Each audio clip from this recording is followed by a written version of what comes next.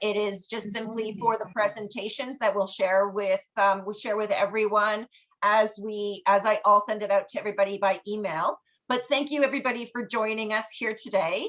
My name's Gabby. I'm from the Clean Air Partnership, and really pleased to be able to kind of help foster the dialogue that is really important to have happen all across our municipalities and our communities on the connections, because one of the things that I've learned over the years is that climate and the ability to influence different and all these different decisions we make often has climate implications associated, but it's very challenging to identify what those pros and cons climate implications actually are.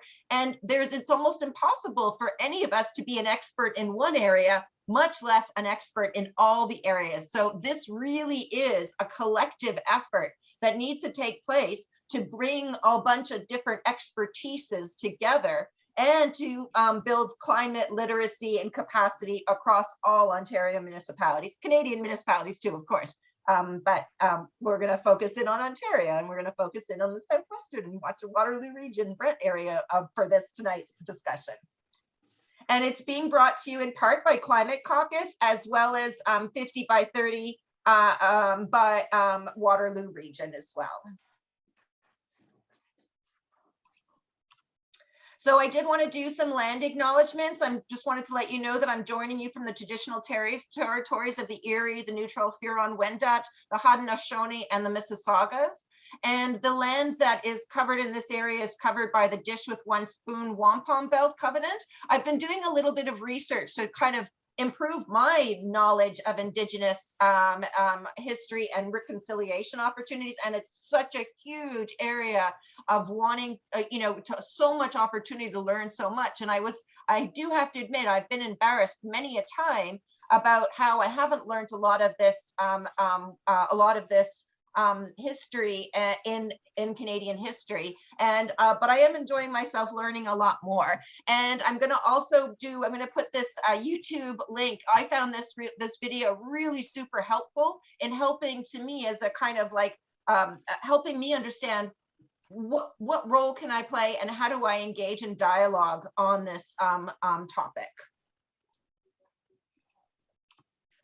So the agenda for today is actually, we're going to have a few just to kind of set the context, get some ideas flowing. We're going to have some presentations to kind of set that context. I'll be kind of speaking to some of the things we've learned from the municipal consultations on what does official plan and climate change planning, what does climate change integration into official plans really look like? Why does it matter? And what does it all mean?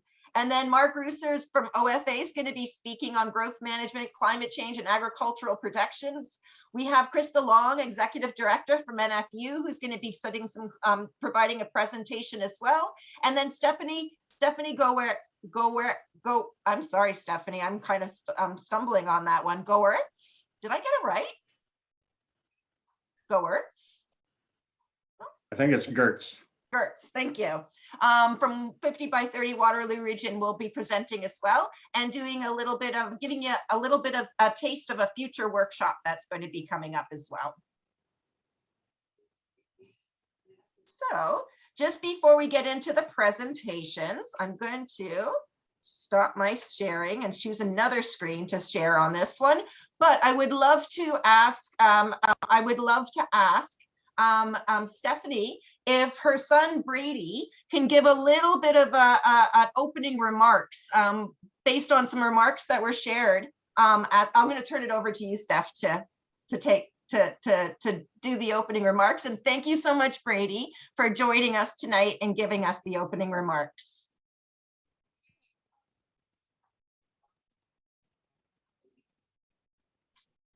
And I just don't hear you. It's muted now, so try, yeah. It might be, you might be having a little bit of issues in terms of which headset is connected up to your computer.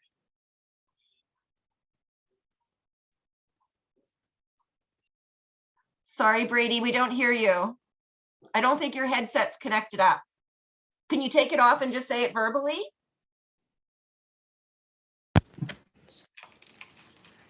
Perfect. Thank you, Brady. Whereas in April 2016, world leaders from 175 countries recognized the threat of climate change and the urgent need to combat it by signing the Paris Agreement, agreeing to keep global warming to well below 2 degrees Celsius above pre-industrial levels, and to pursue efforts to limit the temperature increase to 1.5 degrees Celsius. And whereas Canada has disproportionately contributed to the climate and ecological crisis, and thus bears an extraordinary responsibility to rapidly solve this crisis. And whereas the United Nations Intergovernmental Panel on Climate Change, and the only scientific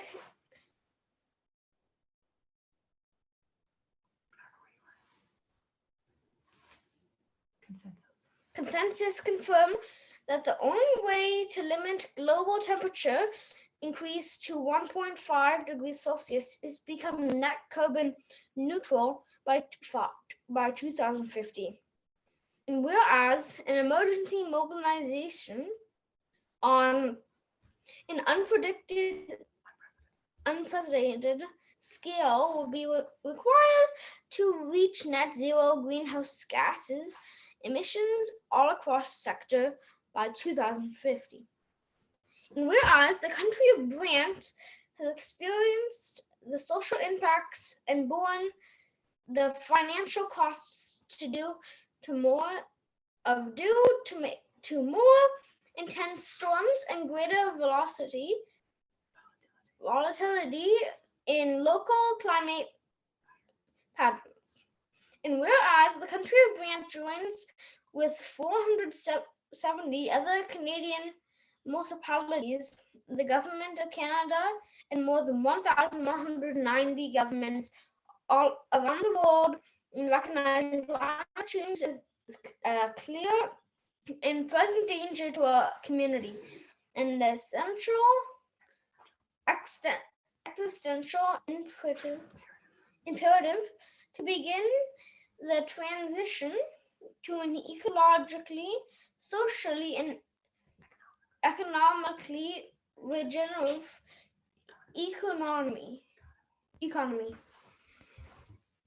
Be it hereby resolved that the County of Brant declares that a climate emergency threatens our country, province, nation, civilization, humanity, and the natural world. The country of Brant further declares its commitment in principle becoming net carbon neutral by 2050. That the County of Brant commits to maximum transparency with the residents, businesses, community organizations, and other partners in climate action mobilization. That the County of Brant commits to countrywide climate emergency mobilization effort to adapt to current climate change impacts and mitigate future climate change. That the County of Brant adopt a carbon reduction strategy target which would reasonably and effectively lead the county to becoming net carbon neutral by 2050. And that staff will be directed to develop a carbon reduction strategy to be provided to council. Excellent work. Good work, Brady. That was a lot of 50-cent words you had to handle there. So thank you very much for reading that. Appreciate that. So we're going to move on. I wanted to kind of share a little bit of the highlights in some of the things we've heard back from municipalities as we've been doing consultations with them on what is the, let me just make sure I'm sharing my screen again. Sorry, give me 1 second. And I am going to pull this there. Sorry, give me 1 sec. I'm trying to manage a couple of things and I just want to make sure to get the full screen mode. And okay. So one of the key things we really kind of highlighted when we've been speaking with some of the municipalities on looking at climate change integration into OPs is really what it comes down to it. We always traditionally think of our climate action plans as the mechanism for identifying what we are going to do to achieve our climate change targets. And that is absolutely really important. But one of the things that's really that's important to recognize is that climate implications are not just based on the decisions and actions that are within our climate action plans, but they are part of a larger decision making that all municipalities engage with. And all of these connections or influences or how different decisions that municipalities make influence the progress towards climate goals or undermines the progress towards climate goals is one of the areas that is really a challenge, but a really important area. And it's those connections that really are important and challenging to identify and act upon. But nowhere more is there probably a stronger connection than with growth management and climate implications. And really when it comes down to it, we know that smart growth is really important from an environmental and climate change point of view. But what we often don't give enough credit to on these growth management strategies is that it isn't just about environmental protections. It's also really about municipal financial sustainability. And that's largely because land use and density will have huge impacts on infrastructure costs. And there's 3 different buckets of infrastructure costs that are important to take into consideration. There's the building infrastructure, and that's absolutely important. That's all about how the upfront capital costs associated with development. But there's also the servicing of those developments costs that need to be taken into consideration, and that's largely paid from the property tax base. We do have development fees that can deal with the upfront capital costs associated with new development. There's always kind of debates we could have on, does development pay the full cost of development, or is the property tax base also kind of contributing to that? But another area that we also need to look at is, what about when that infrastructure inevitably meets the time when it needs to be rehabilitated? Because that is coming from the property tax base. And yes, you could possibly have other level of government contributions, but we all know that the property tax base is largely going to be dependent upon in order for rehabilitating those infrastructure costs. And that area is one of the key factors that has played a role in advancing our infrastructure deficit being where it is. It's not the only reason. We all know that federal and provincial governments get a larger pot of the tax pie than municipalities get. And that's definitely one of the reasons why there's an infrastructure deficit as well. But the reliance on the property tax base to rehabilitate infrastructure when that time inevitably comes is also important. And what we've definitely done in a lot of municipalities is look at the different types of land use archetypes and what their costs are associated with rehabilitation. And do the property tax bases compensate for the rehabilitation costs, or is that something that requires a subsidy across the municipality? Thus far, it really is a huge gap in the sense that many growth cost studies have not taken that rehabilitation cost into consideration, nor do they often take the longer term land use archetypes and match them to the different infrastructure costs. So that's an area for opportunities for improvement. Oops, sorry. I did want to highlight there are some municipalities, and then it's a small group thus far, but we are definitely very confident that this group of municipalities who are looking at those longer term financial implications associated with their growth decisions are moving into doing these studies. An example of this is the Planet Calgary study, which looked at different types of land use intensification and what it meant to infrastructure growth, capital cost, servicing costs and rehabilitation costs. And really what it came down to, reducing greenfield growth resulted in a 55% cost savings for water and wastewater infrastructure. There's a whole bunch of other different kind of highlights, but smart growth is a financial sustainability strategy for municipalities to consider. So I will put those, send these links as well, and I will put them in the chat as well. Another municipality that has done this work is Halifax.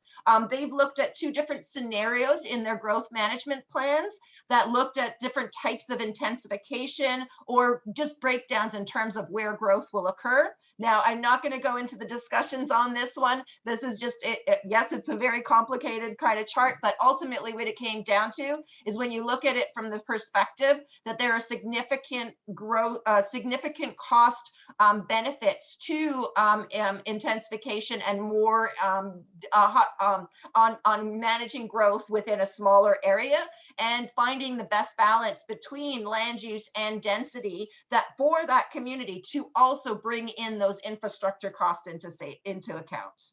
So I won't go into that one. Another study that has been done in the GTHA has looked at the land use implications associated with and GHG emissions. So looking at different types of land use and the GHGs that are associated with it. There are the large majority of the differentiation occurs for the most part for transportation has a huge impact on determining the carbon footprint of different types of land use, but also building size also played a factor in. But I will admit transportation was a bigger chunk of the pie there. So really what I wanted to highlight, bringing climate change into official plans, emerging leading practices. Really when we've heard from the municipalities as part of this, yes, absolutely. Official plans serve as a great education opportunity, not just for people within the municipality, but also with council and also with the community. There's a really good importance to referencing the language for why climate action is important in the municipality and what climate consideration means to the municipality and that and bringing that into the official plan. Really what they see is kind of like, the official plan should define what climate change means to the municipality, what they see as their role, what actions they will take, and how they will report on the actions they commit to. Really one of the things that is important to have, there's really need for some dialogue between planning departments and climate staff relating to the level of detail on that climate change language that gets brought into the OP. Plus it's a great education opportunity for that dialogue between planning and climate staff. If a municipality does not yet have a climate action plan, then really the OP should state that the municipality will develop one. And then these are some of the kind of criteria that they should commit to as part of their climate action commitments. Really when it comes down to doing an inventory, setting a target, stakeholder engagement, identification of progress and monitoring and reporting on progress and the indicators that will be used for that, and the time frame for evaluating and updating the plan. If a municipality has not yet developed a climate adaptation action plan, then the official plan should state the direction to develop such a plan and should include some of these bullets as well. Really when speaking to why it's important for the municipality to act on climate change and build resilience, what the impacts of severe weather events are likely to be and other climate change impacts for the community. The scope the plan will focus on, is it going to look at a corporate resilience and adaptation plan or a community one? Or sector specific? That is something that also a number of municipalities would have been advancing as well. It should identify the actions and of course the monitoring and reporting and the time frame for evaluating and updating the plan. If the municipality already has a council approved climate mitigation adaptation plan, then the climate change integration is bringing in that into the OP. You can kind of summarize up the kind of really just one of the probably the most important thing is just linking the climate action plan in the OP, so that as that plan is updated, it also automatically updates the OP as part of it. But there needs to be some sort of connection between the plan and the climate act and the official plan. I did want to kind of highlight the one thing that also became brutally obvious through the workshops as part of it is, as important as bringing climate change into official plans is, it's only the start of the journey of climate change integration into municipal decision making. It's really important that many municipalities develop a climate implications section in their council report. It's important that they bring in a climate lens to the decision making, whether it be quantitative or qualitative. Obviously, you got to start somewhere, so start qualitative, and then as progress and gains and quantification can get improved over time. And one of the things we have seen is carbon budgeting coming in as an emerging leading practice in bringing climate change into municipal decision making. These were all the plans that were identified for climate change integration. Please do not think that they all need to be updated at once. That is not no one ever thought that in any of the things. It's just when these plans are slated for updating, it makes sense to bring climate change into those plans in their update. And then ultimately, when those plans are updated, that there needs to be the connection back to the OP when the OP is made. And one of the things I did want to reference, one of the things we've heard from a lot of the planning folks is you don't want to go into too much detail in the OP, but you want to reference the plans themselves, because otherwise, if you put into too much detail in the OP, if you make changes to your plan or increase the ambition of your plan, you may require an OP amendment. And maybe it's just smarter to reference the most recent version of the plan that gets linked into the OP. These are some of the dialogue and best practices that we've heard from some of the municipalities as we've done some consultation with them on what does bringing climate change into official plans really mean, and how do you go about approaching it? So I wanted to share that with you, and I will stop talking now. And what we probably do is, if there's any questions, I think we'll have some question time period at the end of the presentations. But if we can move into the presentations, and then we'll have a good group dialogue before we go into the breakout sessions. So Mark, if I could turn it over to you, if you don't mind introducing yourself, and then just providing some context that you think is important for the conversation that we're going to have tonight. Sure, and thank you very much. So my name is Mark Reeser. I am a farmer southwest of Kitchener. I grow turkey primarily, and also grow some crops. I'm currently Vice President of the Ontario Federation of Agriculture and also Vice President of the Waterloo Federation of Agriculture. And so tonight I'd just like to say a few words, I guess the musings of a farmer with regard to farmland, planning, and sustainability. And so I want to break it into 4 categories if I could. The first is a perspective from the Ontario Federation. So we represent about 38,000 farmers in Ontario. And you probably heard this statistic before, excuse me. We are losing about 175 acres of farmland every day, mostly to urbanization, but also other causes too, including aggregate extraction. And that may not seem like a lot, but take into account that only 5% of Ontario's land mass is suitable to grow crops and livestock. You can't grow things on the Canadian Shield. It just doesn't work. And of that 5%, only about half of it is prime farmland. And by prime farmland, I mean the farmland that we see outside of the big cities here in Waterloo and Brant and so on. Incredibly productive farmland. So the OFA's position is this, that the best use of farmland is for farming. And we support, if there is going to be Greenbelt legislation, it should include all of the land in Southern Ontario. So Greenbelt, all of the farmland. I think we're in agreement with some of the other organizations here in Ontario that greenbelting can be useful. Of course, there are other alternatives to that, they being hard countryside lines and good planning. Both will work. So from a local perspective, so my Waterloo Federation of Agriculture, we have changed over the years in talking just about farmland to begin talking about the landscape. And by that, I mean the rural landscape. So if you can imagine, farms don't include just farmland.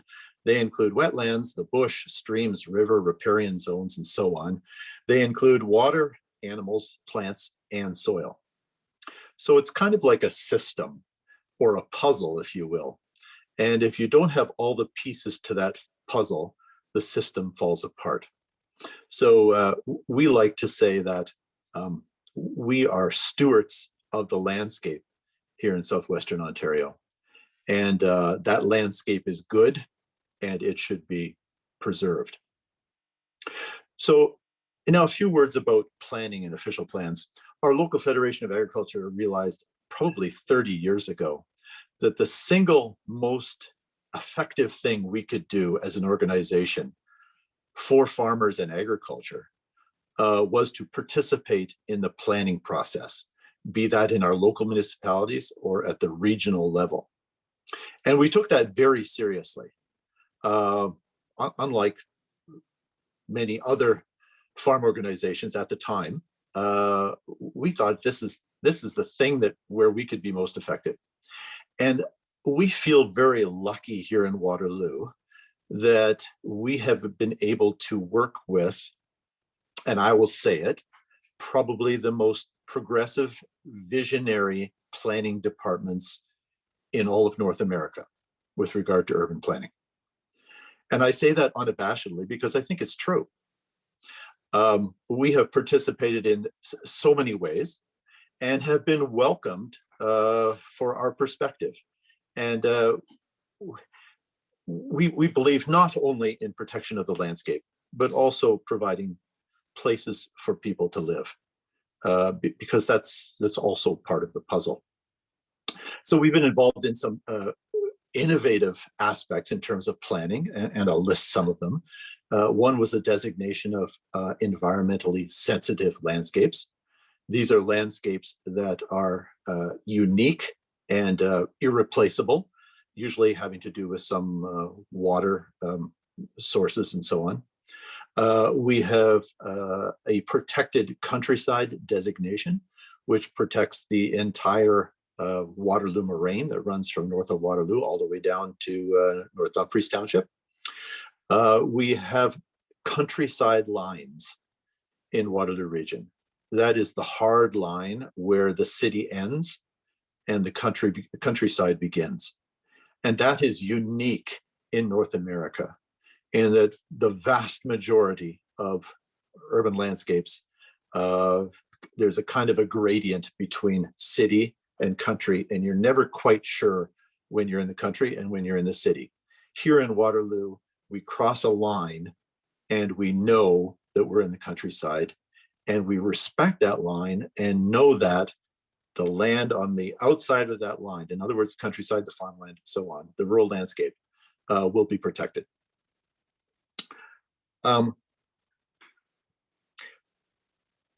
We've absolutely supported the concept of intensification and the building up instead of building out. And not necessarily as a stick, but as a carrot, because people really deserve a choice of places to live. And in the past, we have assumed that everyone wants to live on a quarter acre in a suburb. And that's just not true. We've never given them a real choice of where to live. And interestingly enough, many people desire to live in a more compact form, in a complete community in an urban area. People under the age of 30, people over the age of, 55.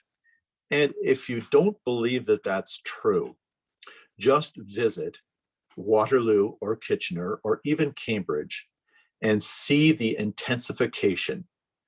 And every one of those large buildings is sold out before the building begins. And I think that tells you that people do desire to live in more compact form. And I would also suggest that it is cheaper to live in that compact form than it is in sprawl. It just is. And I'd also note that in the year 2020, which is the last full set of stats we have, Waterloo Region had a 70% intensification rate. That means 70 out of 100 new residents lived in a home or moved to a home inside the urban boundary or inside the built-up area. And that's a stunning number. And I don't see that happening in other places, and I wish it would. And I think that's important because, and Kevin Eby, former planner in Waterloo Region, put it very starkly at a public meeting that I remember attending. And there was some opposition to a rather intensive project in Waterloo.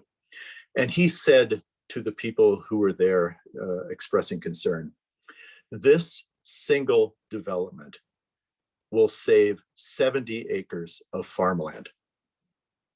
And that's a very stark way of putting it, but it's the truth.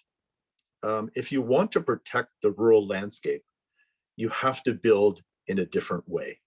You just do.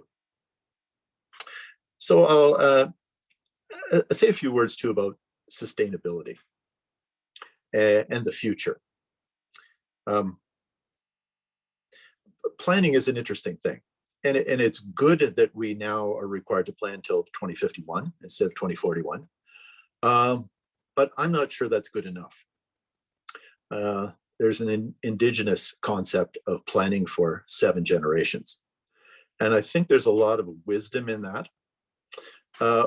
We don't only need to plan for what the landscape will look like tomorrow and next week and next year and 20 years from now. We really need to plan for what it will look like for our children, our children's children, and our great-grandchildren, and so on. And that requires visionary planning. And I've come to believe that there are 2 kinds of planners that are needed everywhere. There are bean counters and there are people with vision.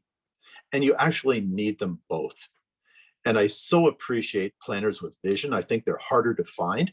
And I think we need to cultivate those people because they are the ones who are probably the real leaders. Not only staff people, but also elected people. And I will say I have always appreciated the leadership of Ken Sealing, the chair of the region of Waterloo, because for more than 30 years, he said, there needs to be a balance and it needs to be sustainable. There needs to be places for people to live, and you also need to protect the places that produce food. And I think he was right. And I think it behooves all of us to take that into account. And I'll just say a couple more things. Farmland is a non-renewable natural resource. If you pave it over, it's gone forever. On the other hand, if you look after it, or the soil, I guess you would say, if you look after the soil and farmland and you nourish it, it is a perpetual resource. It can produce food forever. And if you think of the history of, well, I'll say Southwestern Ontario, there has been farming here for 8,000 years.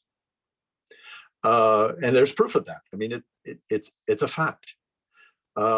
If you look after the land, it will look after you. And I will say one more thing, if I could, and that is the concept of sustainable growth. And I think there's 2 kinds of sustainable growth. There's growth in terms of number of people, and there's growth in terms of all kinds of other things. You know, better health, financial sustainability, all those kinds of things. But I'll say a word about sustainable growth in terms of people. We all live in finite municipalities, a finite province, a finite country, and a finite earth. There is only so much room. If you want to save what is good, you have to be very careful about how many people there are. And that's just the truth. And I think that you will agree with me that the natural world that we see, the plants, the trees, the water, all those good things are special. And if we don't plan to protect them, they will disappear. And I'll stop there if that's okay. Thanks so much, Mark. It is a good planet, isn't it? It's a great planet.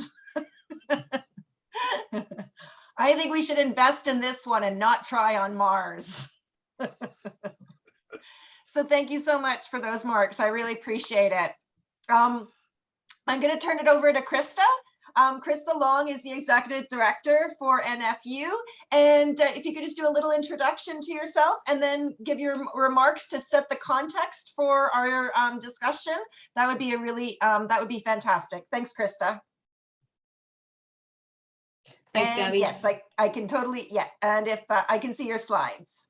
Okay, perfect. I'm just hoping my computer hasn't maxed out its power here and it can actually Oh enlarge yeah, them that for circle, everyone. the blue circle is still. It's thinking about it. So I'll do a quick introduction while my computer thinks about it.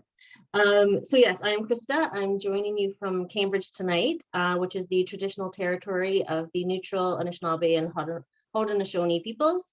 We are situated on the Haldimand Tract, which was lands promised to the Haudenosaunee of the Six Nations of the Grand River. And I am also the Executive Director of the National Farmers Union Ontario.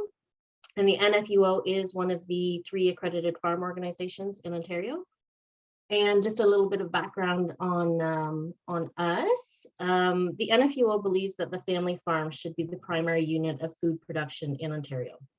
We are a leader provincially and nationally in advocating for on-farm climate solutions to help farmers adopt sustainable farming practices and reduce greenhouse gas emissions. We also advocate strongly on policies that will protect farmland and allow access to land for future generations of farmers. We have produced 3 key reports tackling the climate crisis and farm income crisis, Imagine If, a vision of a near zero emission farm and food system for Canada, and Who Will Feed Us? New farmer perspectives on agriculture for the future. And we are a founding member of Farmers for Climate Solutions. So I'm happy to be here tonight for this engaging conversation on climate and agricultural implications of municipal growth boundary decisions. You will probably hear a lot of what Mark just said. I think this is one area where all of the farm organizations in Ontario agree. Farmland is not land waiting to be developed. It is critical to the health of our communities. Southwestern Ontario has some of the best farmland in Canada. And it's also where most of the urban development occurs. And that's where the challenge comes in. Keeping farmland within the hands of farmers and land stewards is crucial to the long-term sustainability of our food system. However, economic growth and viable local food systems will not exist if farmland and ecosystems are not prioritized for protection. And it really comes down to this simple question of who will feed us. So the loss of farmland threatens our food security and farmers' ability to grow food. We have an aging farming population, and we have young farmers who want to farm, but they're not able to access land for farming. Development, investment, and speculation pressures cause land values to increase, making it impossible for new and young farmers to access land. And one of the major impediments to new farmers is the cost of that land. Farming must be a viable career option for the next generation if Ontario hopes to have our own food system to support our growing population. And extreme weather events like droughts and flooding are happening more frequently. We need an agricultural land base with healthy soils that can store carbon, managed grasslands and natural areas for bird and pollinator habitat, woodlots, hedgerows, and wetlands to help mitigate the impacts of the climate crisis and extreme weather events. And these ecological services need to be part of the equation when planning for healthy communities, planning for the whole complete rural environment. The pandemic has shown us how our current supply chains and just-in-time approach does not work. More and more people turn to their local farmers for a guaranteed supply of food. And we need more domestic food on domestic shelves and a viable local food system that supports the farmers in our communities. And to do that, we need a local agricultural land base. Maintaining that land base is a challenge if we continue to treat farmland as an interim land use. Just expecting it to be lost to development and aggregate uses and other uses is not acceptable. In Brant County, we know that 78% of aggregate extraction is on prime farmland, and this is not sustainable. Agricultural land can never be restored to its original condition after gravel extraction has occurred. And just a couple of slides to show that. So here is a slide showing all of the aggregate sites in the Greater Golden Horseshoe. And you can see that the intensity of sites increases closer to urban areas. And this is the exact same area that has all of the growth development pressure as well. And this is showing the percentage of aggregate sites on prime farmland in Ontario.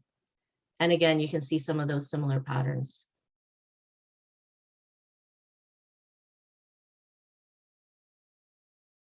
So what are some of the solutions? The climate crisis, extreme weather patterns, and supply chain issues are not going away. Municipalities have a number of options to support a viable local food system and protect farmland for agriculture now and into the future. In 2018, the NFUO and 14 other organizations in the agricultural sector called on the province to freeze all urban expansion and introduce firm permanent municipal growth boundaries to prevent the region's remaining farmland from being paved over.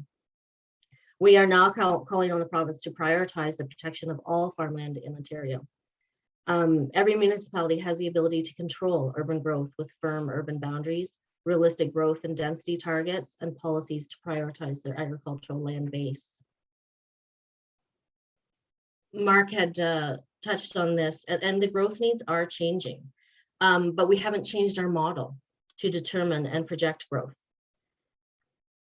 There was a report that was done that shows that Ontario has drastically lower land consumption trends than what we've had in prior decades. So from 91 to 2001, the urban footprint expanded by about 26% to accommodate 1.1 million people, whereas between 2001 and 2011, it only expanded about 9% to accommodate 9 million people. And that trend is continuing.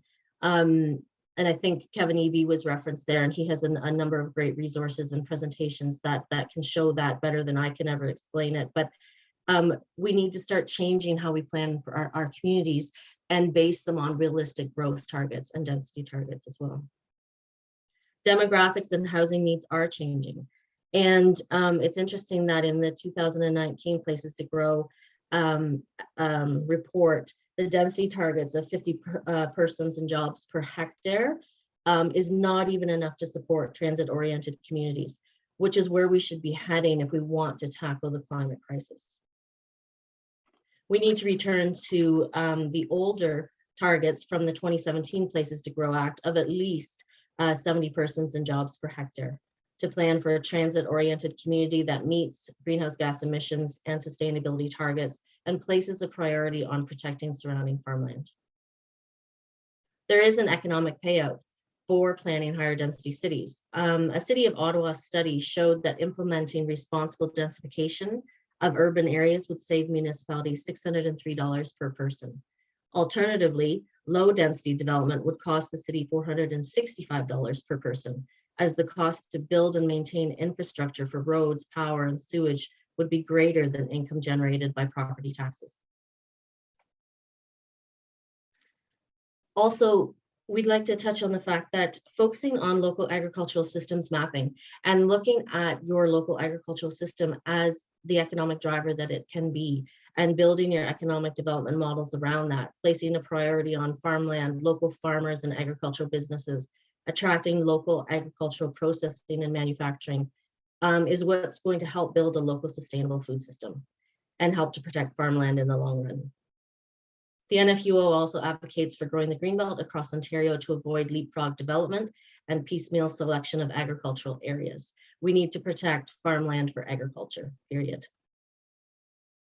And we support the use of agricultural impact assessments and in helping to ensure that any proposed development is not impacting local farmers and the whole agricultural system. So those are a few of the ideas that we think can help in the municipal planning process to prioritize farmland and rural communities. Thank you very much for your time. And I see Gabby's come back on, so that's a good place to stop. And Thanks I so just much, popped up some Krista. information. Really appreciate all that context. Really important points as well. So thank you so much. I'm going to turn it over to Steph Gertz. Let's see. I'm just making sure that she's here. Yes, I'm here. Hey. Oh, there you are. Perfect. Thank you so much for joining us, and please take it away. Absolutely. So we're kind of multiple hats. Tonight, I am representing 50 by 30, one of the region, one of the, I guess, co-organizers for this event. I was also a previous volunteer with Climate Caucus, and they're partnering with us for this event as well as the conference we have coming up.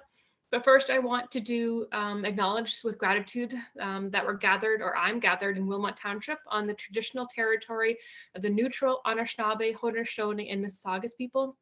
I also want to acknowledge the importance of the Dish with One Spoon Covenant, a peace agreement made between Indigenous nations before the Europeans arrived. It characterizes our collective responsibility to each other and Mother Earth. We should take only what we need, leave enough for others, and keep the dish clean. By acknowledging this covenant and the First Nations, Métis, and Inuit peoples, we are reminded of our important connection to this land where we live, learn, work together as a community.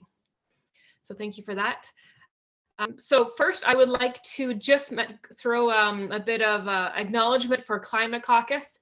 And if I can share my screen, I just want to share my screen and just show you where you need to go.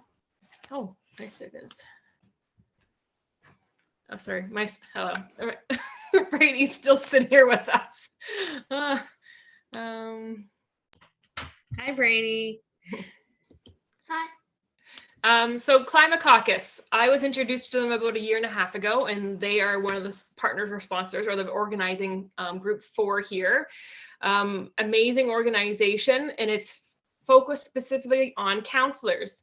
So for example, Climate Caucus is a nonpartisan network of 400, I think it's now 450, locally elected climate leaders driving systems change to transform our communities, and they hope to do in the next 10 years. They focus on peer-to-peer support for municipal councillors. So you can see that elected only calls, there's every 2 weeks. And of course, Gabby here runs the Ontario chapter. So you guys run a meeting once a month. And then resources, there's toolkits and resources. I go to this resource quite frequently just as a community organizer and look through here to see, what are councillors talking about across Canada? What are some of the things that policies are being recognized as important steps for meeting climate action? And so it's retrofitting. And then when you click on these, there's actually a deeper document in here, and all this content has been created by counselors. Gabby, I'm correct, right? So all this stuff has been collated, collected, resourced by counselors. So I just want to put that pitch into Climate Caucus, and I'm sure Gabby will provide a link, or I'll provide the link in the chat about how to sign up and how to register. You can follow up with Gabby, but sometimes what I've been hearing is there's been one counselor that's been signed up for each municipality. But I think that's under the mindset that the climate and the emergency and the environment is one entity. It's only related to one thing, when really it's related to transportation, it's related to housing, it's related to equity, it's related to water and flooding. And so when there's different groups and committees that each counselor's on, you could find relevance from all these documents. And I'm sure that each of you would be able to find importance of connecting with counselors that are also discussing and concerned about similar things. So that's that. I am now going to talk about my topic that I'm supposed to talk about, and that's 50 by 30. And so 50 by 30 is, we started up as an organization a couple of years ago, and our main goal was to get municipalities to understand that they need to integrate climate change into their official plans. And then we also needed to get them to agree to a 50% reduction in the greenhouse gases by 2030, but ensuring that it was through a socially just and equitable way.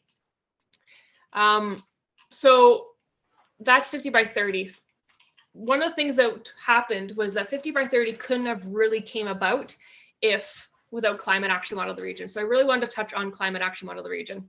So Climate Action Model of the Region is a group of organizations and businesses. Climate Action Model of the Region is a collaboration between local businesses, community members, and municipalities within Water of the Region focused on climate mitigation. From my understanding is that each of the municipalities within Water of the Region put a number of resources and people into this initiative. And so they had a joint collaboration buy-in into strategizing for understanding how the region can meet its climate goals. And in last year, you know, they are in 2010, they announced that they would do by 2050, they'd reach 80% reduction by 2050. And then last year, 50 by 30 went along with Climate Action Model of the Region to all the municipalities and was able to get each municipality to agree to a motion to reach 50% reduction by 2030, which we thought was amazing. Now, after we did that, we heard from many of the councillors that they didn't know what next steps were going to be, how they're going to get there. Yes, they want ambitious goals. Yes, they want to strive for greater reductions and do more for the environment, but they weren't sure next steps and what that meant. So we met with them afterwards and we discussed how they were feeling. You know, where do they see there might be some gaps? How do they feel that their council was, what support they needed? And what we learned was that many of them had great ambitious goals. We were so surprised at how many were supportive of environmental high-reaching targets, but they felt that they lacked the knowledge that they needed to get there. And through our discussions, we felt that, you know, there were some gaps in the complete understanding of all the various ways that you can reach the climate goals. And then they also felt that that sometimes they wanted to strive for greater goals, but then their municipalities or the people, the community didn't fully understand those goals, and they didn't fully understand the impact and why they needed to reach for them. And so sometimes there was a fear that if they moved forward in some of these changes, that they would get a negative reaction from their community. And so they felt that they needed to have a group or some groups in their community that they knew they could lean on that would come and support ideas about intensification and why they needed a big building, you know, beside in a neighborhood, why they needed to add bike lanes, and they needed groups in their community. They needed the connection and they needed the reliance of these groups to come and support these initiatives. And so that's what 50 by 30 has been working on as well, is trying to amplify the voices and trying to get diverse people to the table so that we can help amplify the decisions that council actually needs and wants, and not just go against it. So one of the things that Climate Action Model of the Region did, and I want to speak of, is they created this amazing report that helped Water the Region. So it talks about different milestones and visions for 2050, but then at the bottom of the report, if I go down to page 39, I think it goes 39. They broke up each of these actions into, or each of these, like a summary list, into actions. And so what they did was they created all these actions, and then they assigned leadership roles for different municipalities. So based on if they're rural versus urban or other characteristics of their geographical area, which actions did they have, were they going to take leadership in, which has now allowed organizations like 50 by 30 to look at these actions for, say, Wilmot Township, and then hold accountable our municipality and our councillors to say, well, you've signed up and you agreed to be doing these 15 or 20 different actions. And now how do we walk with you? How do we work with you to provide you the tools, resources, knowledge, and community support so that we can move forward in these actions?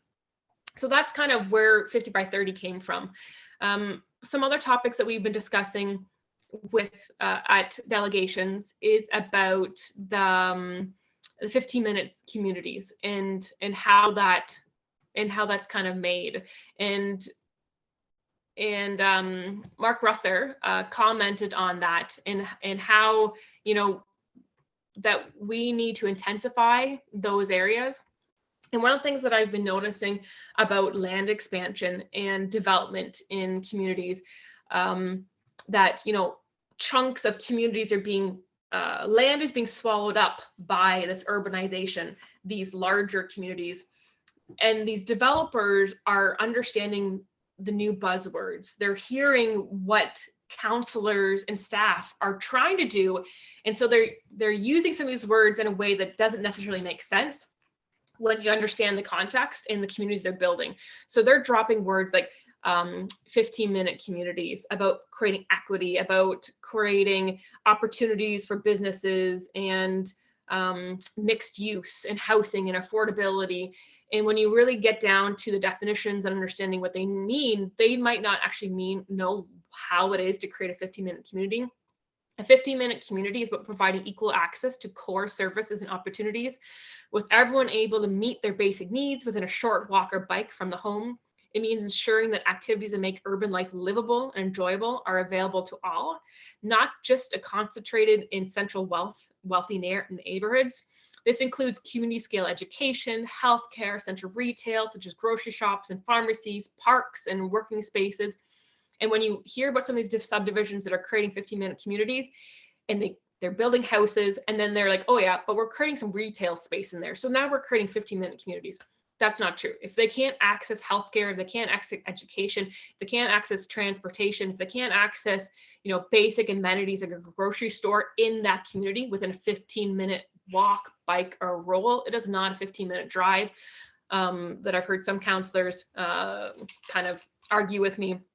And so it's, you know, that's what 15-minute communities are.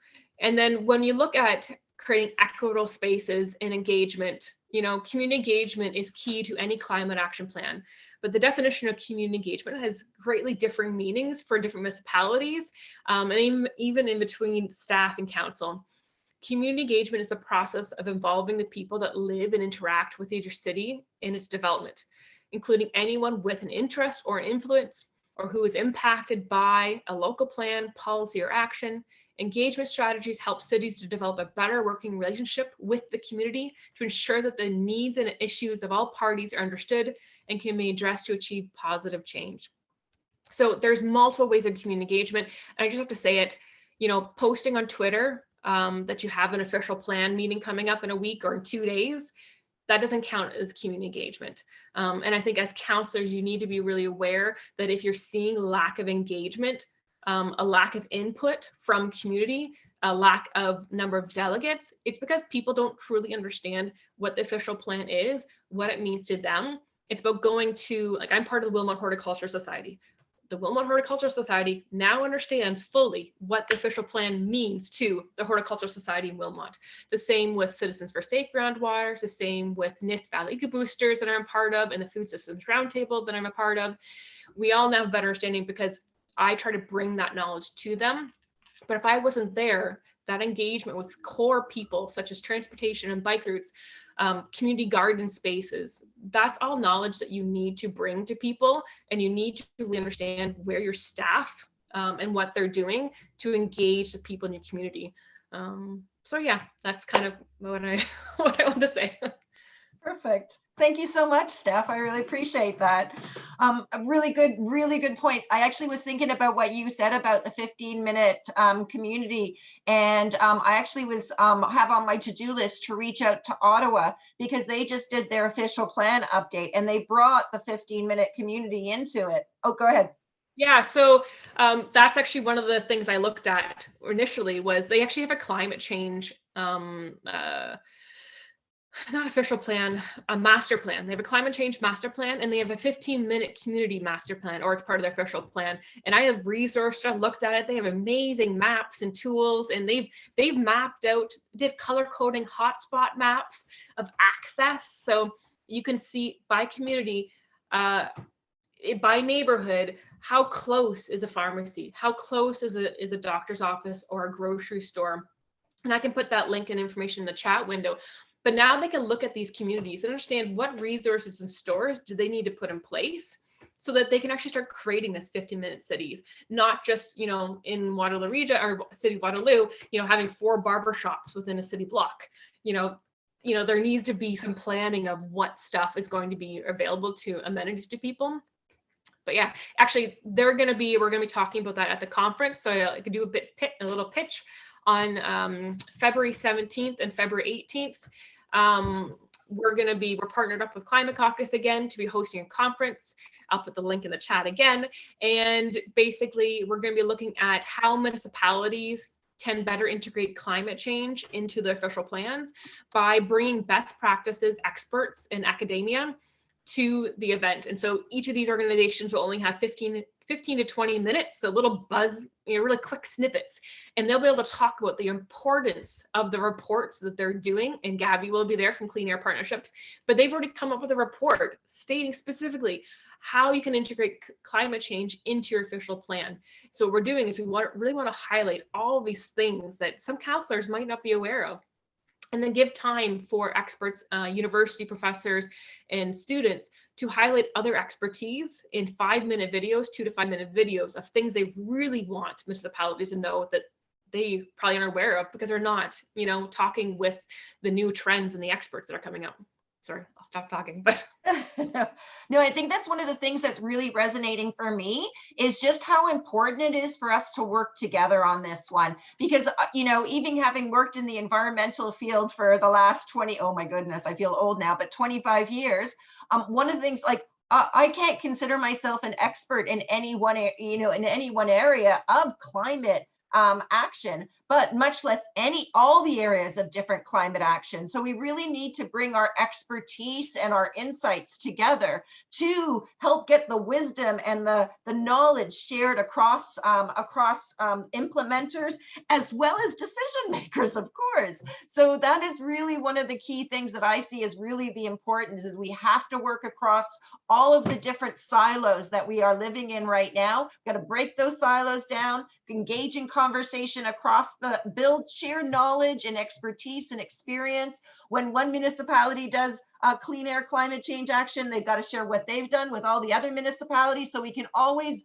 build on each other's actions, not duplicate efforts and leapfrog over each other. So the next municipality implementing this climate action will do an even better job than the municipality before them did. And by that, we actually, we have a huge endeavor ahead of us, and it's really important that we work together to advance towards our destination. So just on the next kind of topic, as Steph's putting in some chats on that one, I'm just going to, give me one sec, sorry. I'm just going to give the questions that were, here we go. Oops, I mixed that up here. Oops, there we go. So just going to go into the breakout groups. Just bear with me one second. So these are some of the questions that we would love. We're going to send you out into breakout groups. We're going to sit there for about 30 minutes. And these are the questions that we would like to kind of have you discuss internally. Now, we want to make it so that it's a safe and open atmosphere for everyone. That what is going to be shared in this one is going to be reported back by one of the people in each of the breakout groups. Now, I'm ideally hoping someone can someone could volunteer to be that note taker and reporter. But if no one volunteers, I'm going to allocate the person who is whose first name is closest to A. All of them got to go get called first in class. Now they're going to actually to get pulled on. For any person with the first name closest to A is going to be delegated the note taking and the reporting back when we come back into the larger groups. I am also going to share these questions in the chat, so you will be able to remind yourself of the questions when you're in the breakout groups. In terms of the rules of engagement, please, everybody be respectful. I'm sure that I don't even need to say any of this stuff or anything like that, but I like to kind of just set the stage. This is really to foster dialogue. Differences of opinion, that's fine, no problem at all. No one needs to come to consensus on that one. Just please note if there's areas of disagreement, because in many ways, those areas of disagreement are really good nuggets of gold in terms of highlighting what are the different viewpoints people have and why do they have those viewpoints. So no need to get into to worry about trying to get to consensus. It's all about dialogue and hearing different perspectives. And my always one rule is I've never found a philosophy that is better than the golden rule of treat others as you would like to be treated. So that I wish all of our online engagements and social media would actually follow a lot of those rules. So those are some of the kind of areas on that I'm going to do. Before we go in to those breakout groups, are there any questions that you would like to get from any of the presenters, any kind of discussions that you would like to do as part of the larger group? David? Thanks, Gabby. I got a question because I think it's for Steph, but I'll take an answer from anybody. Just talk about reducing, like those municipalities have committed to reducing 50% of their greenhouse gas emissions by 2030. And we had this debate at our council there in Brant County. What we're doing is, I think everybody does it. You get the low hanging fruit, right? You throw some more insulation in some of the buildings, you get a better furnace, whatever, more efficient, trucks and all that stuff. And like you said, we're not there yet, but I already brought up this for discussion is, and the question, I guess, to you guys is, are these other municipalities willing to spend $1 if they're only going to save 80 cents in energy? You know what I mean? At some point, you're going to cross that threshold where you're not, you spend $1, you save $1, but at some point, once you pick all the low hanging fruit, you're going to have to start spending more, but you're not going to be saving as much. So are they willing to commit to that, or have they even had that discussion? Yeah, so interesting discussion. When we delegated to Woolwich, that was actually one of the discussions that one of the councillors, who is a really, I would say an environmentalist, he was going to say no to this motion, just because he was like, no, I'm not just putting a climate emergency in. I'm not just declaring another climate emergency and then nothing happening. He's like, we need to put more of ourselves into the game. And so he actually got his council to agree that previously they had raised their increase of their taxes for, I can't remember what it was, for trees or for something for the ash trees that were dying.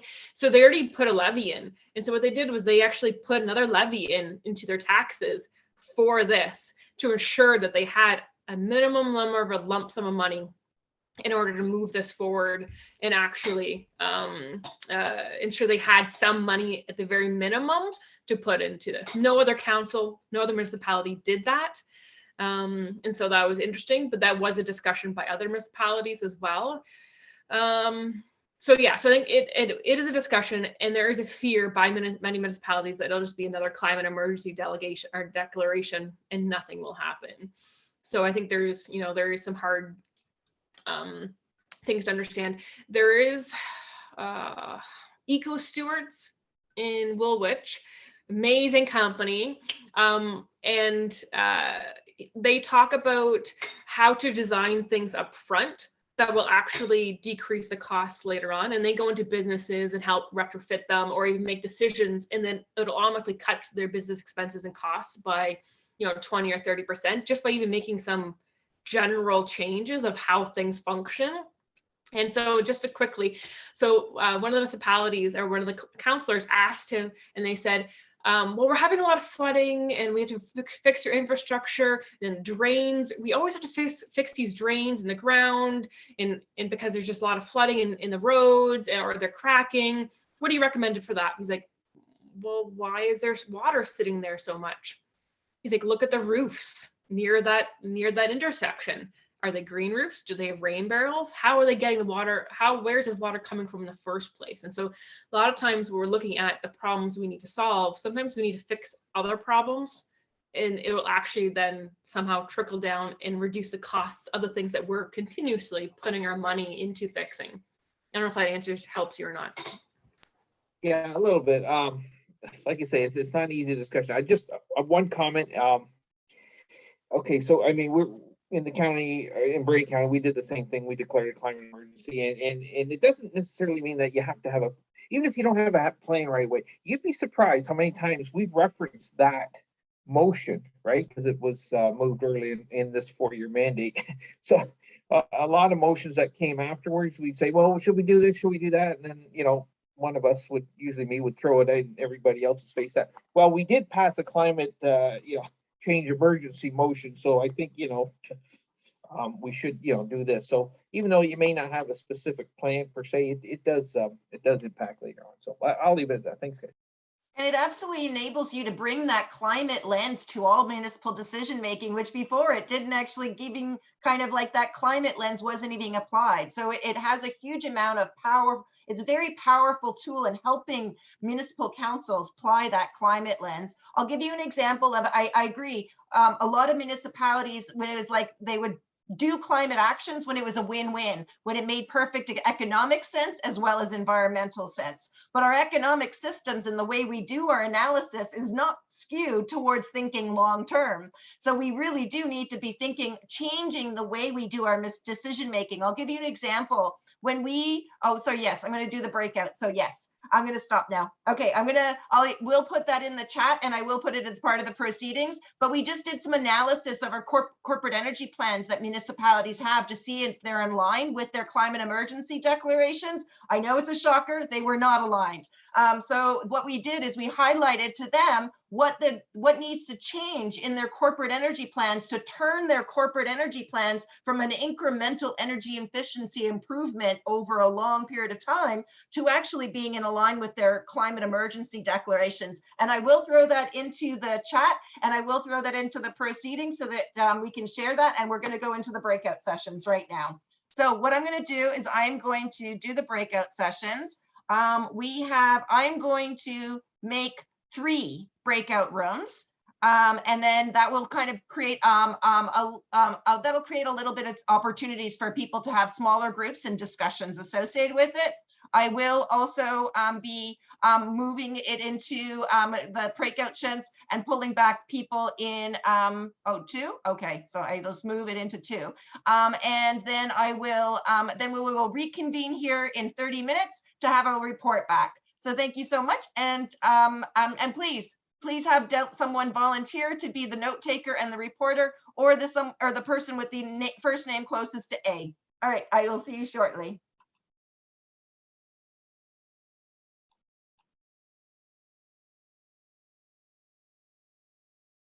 And you should be able to just go to room 1 and join in.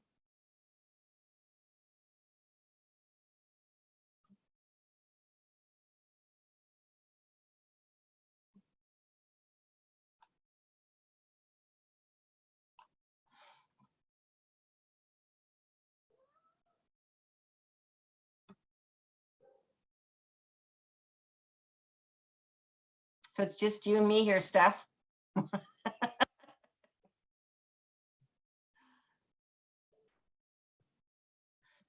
Did you want, did you want to go into any of the rooms? No? Okay. Do I want to pull Krista and, that's why I suggested yes, 2, because I didn't realize I'm our surprised. volunteer team would be Yeah, joining I'm us. surprised.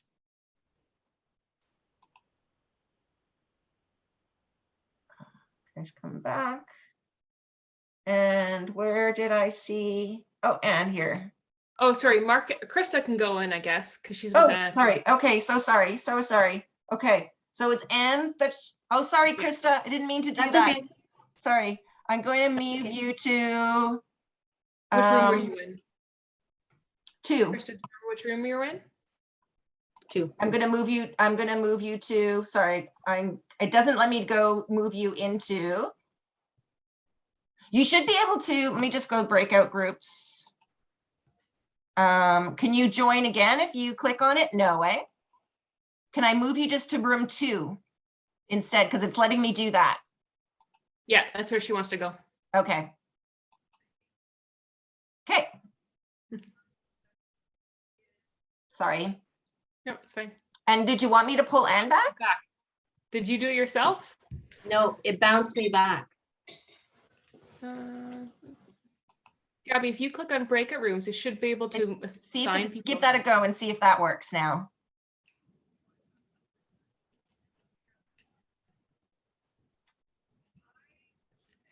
Fingers crossed.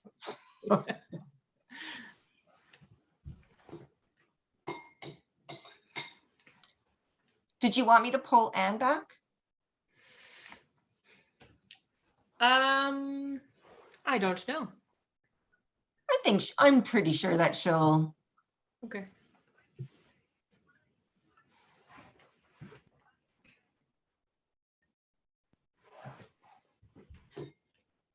I'm just gonna take, I'll send you a message 1 second. Okay.